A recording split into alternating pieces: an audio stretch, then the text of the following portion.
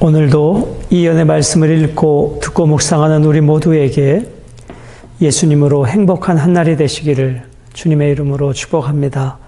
함께 묵상하실 본문은 신명기 3장 23절로 29절의 말씀입니다. 오늘 본문을 통해서 사명이 무엇인가를 우리는 배우게 됩니다.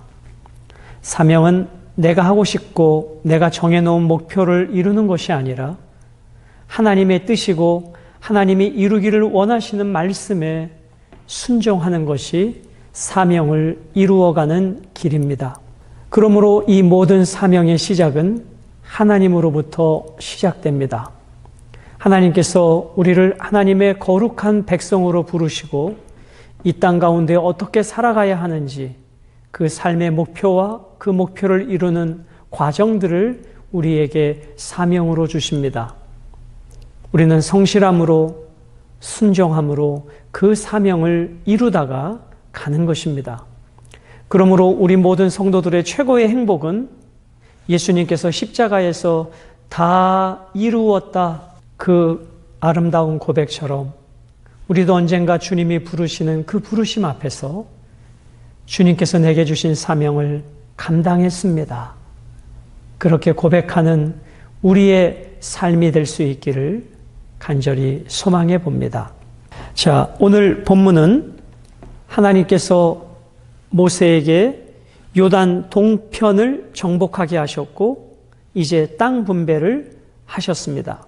이 요단 동편 정복과 땅 분배를 마친 모세에는 가나안 땅에 들어가고 싶은 마음이 생겼습니다.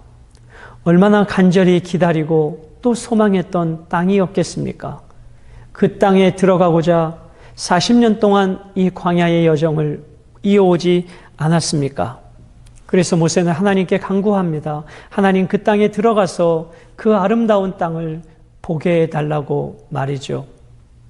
그러나 하나님은 모세의 기도를 허락하지 않으셨습니다.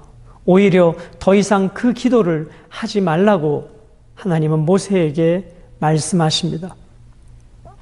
모세는 그 하나님의 말씀에 순종합니다. 그리고 모세에게 주어진 마지막 사명은 여호수아를 강하게 하고 담대히 하여 후계자로 세우는 일이었습니다.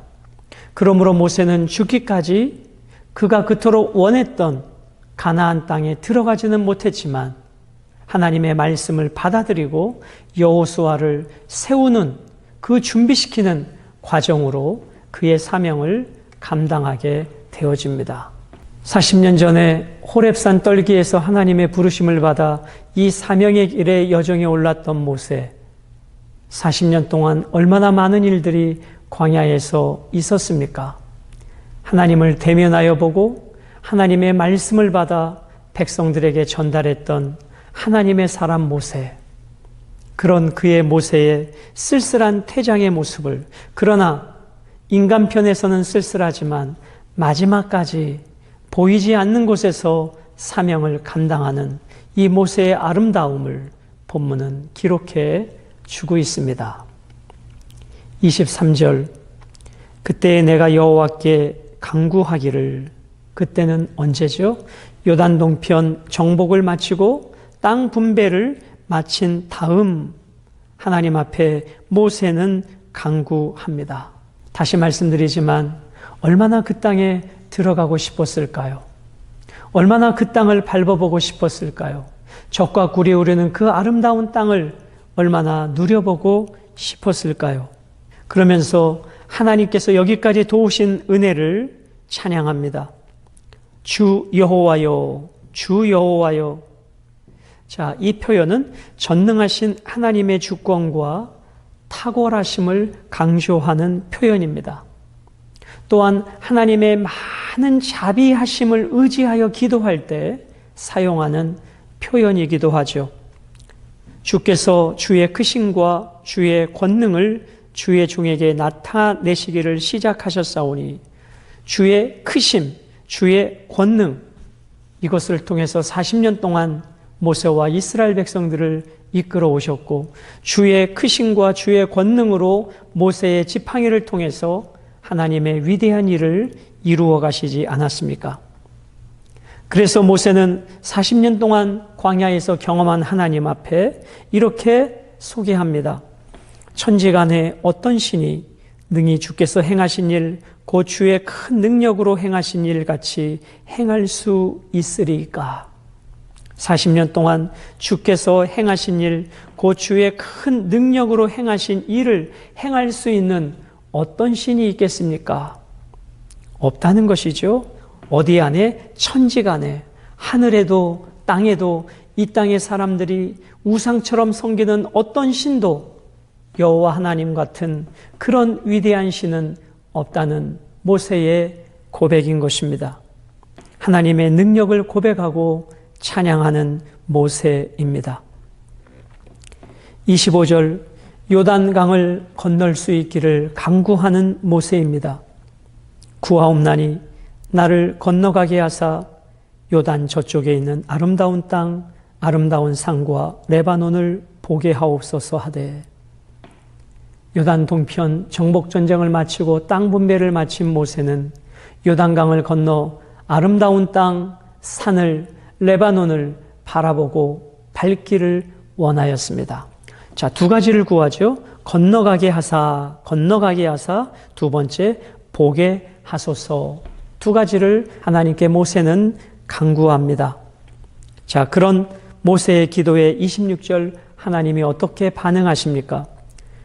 여호와께서 너희 때문에 내게 진노하사 내 말을 듣지 아니하시고 내게 이르시기를 그만해도 좋하니 이 일로 다시 내게 말하지 말라.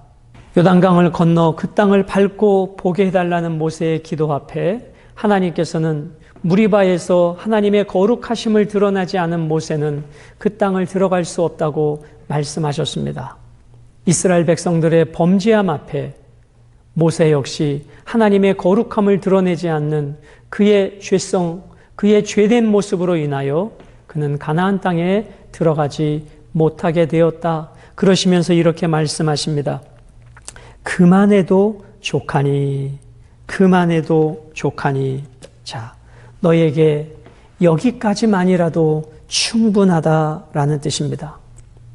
비록 너가 가나안 땅에 들어가지는 못하지만 여기까지만이라도 내 은혜가 족하도다. 내게 충분하다. 자, 그러면 저들이 가나안 땅에 들어가지 못했던 이유는 하나님의 말씀을 듣지 아니하고 하나님이 주신 율법의 기준 앞에 합당하지 아니하였다는 것입니다. 그 대상은 누구도 포함이요 모세도 포함이었습니다. 하나님께서는 그렇게 거절하시면서 27절에 모세에게 한 가지를 말씀하십니다. 너는 비스가산 꼭대기에 올라가서 눈을 들어 동서남북을 바라고 내 눈으로 그 땅을 바라보라. 너는 이 요단을 건너지 못할 것임이니라. 모세가 두 가지를 구하였죠. 가나안 땅에 들어가게 해주세요. 그리고 보게 해주세요. 그런데 하나님은 들어갈 수 없다라고 말씀합니다. 그만 구하라고 말씀합니다. 대신 비스가산 꼭대기에 올라가서 동서남북을 바라보고 가나안 땅을 보라고 말씀합니다. 들어가지는 못하지만 보는 것은 허락하십니다. 하나님의 배려가 아니었을까요? 그러시면서 너는 이 요단을 건너지 못할 것이니라 말씀합니다. 모세는 그 하나님의 말씀을 받아들이고 순종합니다. 그리고 이제 지도권 리더십을 여호수아에게 이양할 준비를 합니다. 하나님이 모세에게 28절에 세 가지를 말씀하십니다. 너는 여호수아에게 첫 번째로 명령하고, 두 번째 그를 담대하게 하고, 세 번째 그를 강하게 하라. 여호수아에게 명령하여 담대하게 하고 강하게 하라 말씀합니다.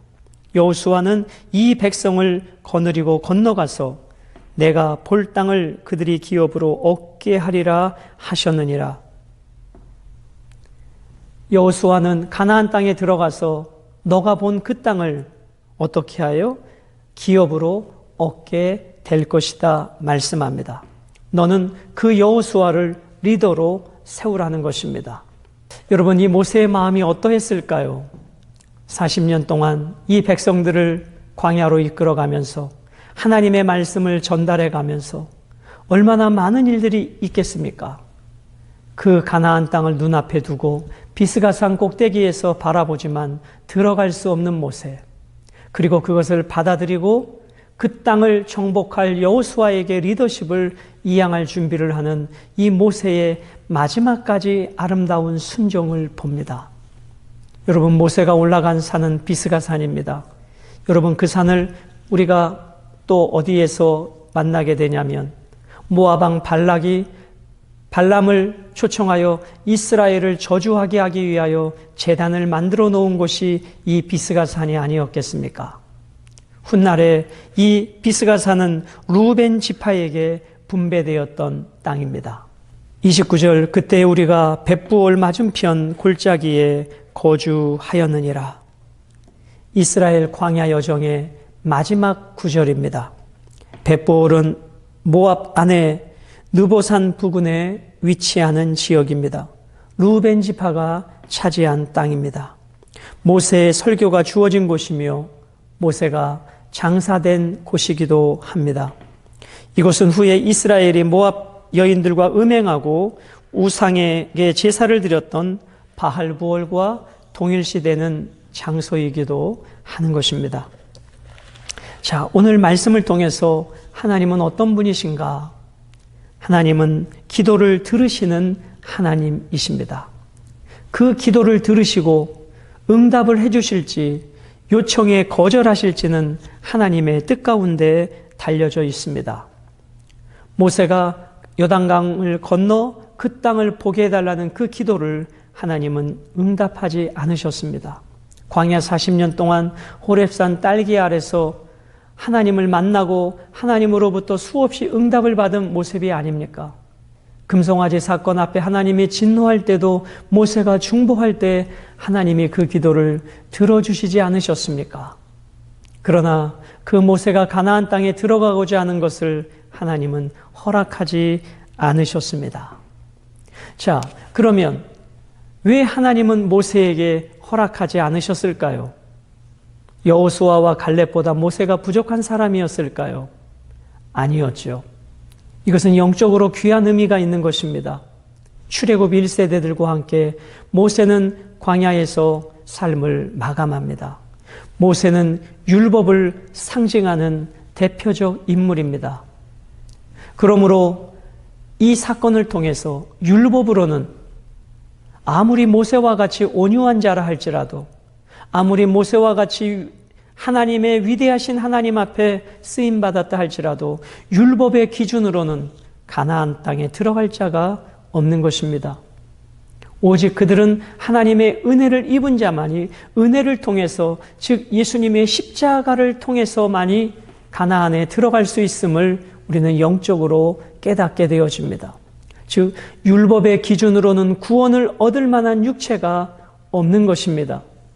오늘 여러분과 제가 구원받은 것은 행위가 의로워서가 아니라 하나님의 은혜였기 때문이 아니겠습니까? 그러므로 모세가 가나안 땅에 들어갈 수 없었던 것은 무엇을 보여주는 것인가? 율법의 기준 앞에 그 누구도 의로울 수 없음을, 율법의 기준을 충족시킬 수 없음을, 가나안 출애굽 2세대들도 여호수아와 갈렙도 다 죄인이지만 하나님께서 저들에게 은혜를 주셔서 은혜로 가나안 땅에 들어가는 것임을, 그래서 우리는 예수 그리스도가 아니면 구원받을 수 없음을 알려주시기 위하여 모세의 삶을 하나님은 여기서 거두어 가시는 것입니다. 그러므로 오늘 우리는 이 말씀을 통해서 인생의 마지막까지 순종함으로 삶을 마감했던 모세, 그러나 인간의 어떠한 행위로도 하나님의 구원받을 수 없음을 우리는 깊이 깨닫고 나 같은 자를 구원해 주심에 감사함으로 저 영원한 천성에 이를 때까지 모세가 마지막까지 순종하였던 것처럼, 아름다운 모습으로 인생의 마무리를 한 것처럼 하나님의 말씀에 순종하고 그분의 뜻을 다 이루기까지 순종함으로 어느 날 주님이 우리를 부르실 때 영원한 천성의 은혜로, 할렐루야로, 감사와 감격으로 주님 만나게 되는 우리 모든 성도들이 되시기를 주님의 이름으로 축복합니다.